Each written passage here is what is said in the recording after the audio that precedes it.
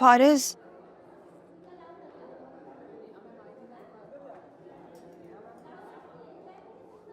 फारिज रुको, मुझे कुछ बात करनी है।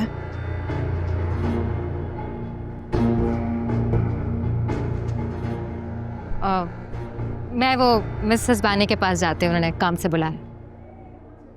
बस यहीं तक का साथ था हमारा। जवेरी, तुम एक बात भूल रही हो,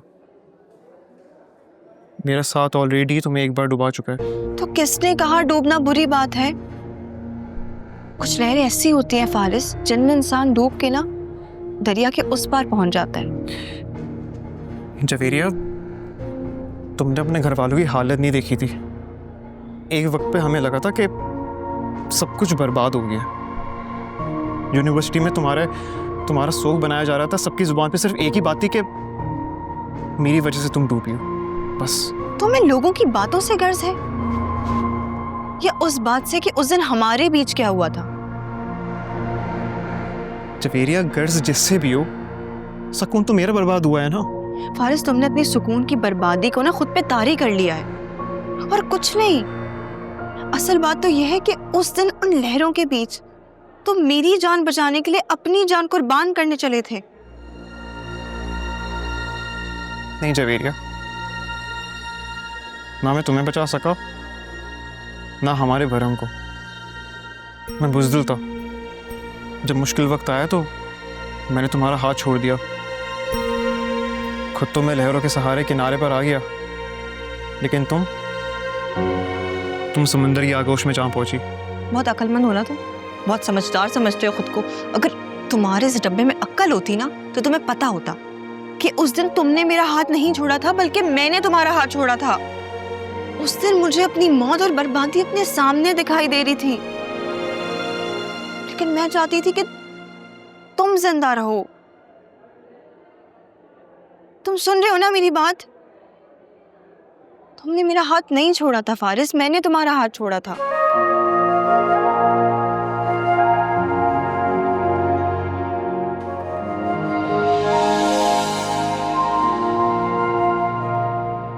फारिस, हमारी कहानी में हमारा मंजिल की तरफ साथ चलना लिखा था, एक बार फिर से मिलना लिखा था, सफर में हाथ थाम के चलना लिखा था। प्लीज फारिस, हमारी कहानी के नसीब से मत लड़ो, क्योंकि नसीब से कोई नहीं लड़ सकता।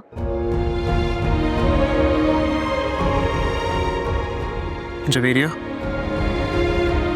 मैं वादा करता हूँ तुमसे, मैं हमेशा तुम्हारे साथ रहूंगा और हमेशा तुम्हारी हिफाजत करूंगा। वादा मत करो।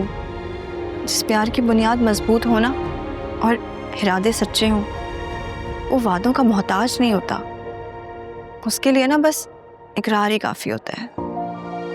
और जहां तक हिफाजत की बात है ना, वो मेरे बड़ों ने मुझे खुद से करना सिखाया है। तुमसे तो मैं बस तुम्हारे साथ की तलबगार हूं। दोगे ना मेरा साथ? हमेशा।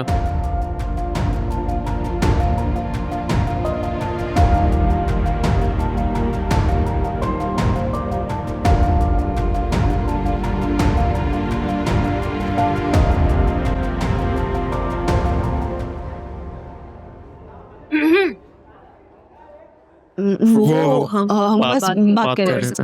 Of course. बाकी की बातें प्रिंसिपल मैम के ऑफिस में जाके कर ले। Principal office? क्यों? मुझे क्या पता। मिसेस हसबानी ने कहा है कि प्रिंसिपल मैम आप दोनों को याद कर रही हैं।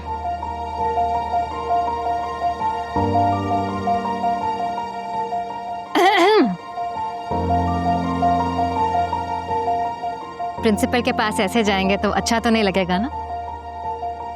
ओह सही बात। चले? हाँ चलो। फोन भी भूल गया। नया नया है ना, साल बाद देखते हैं।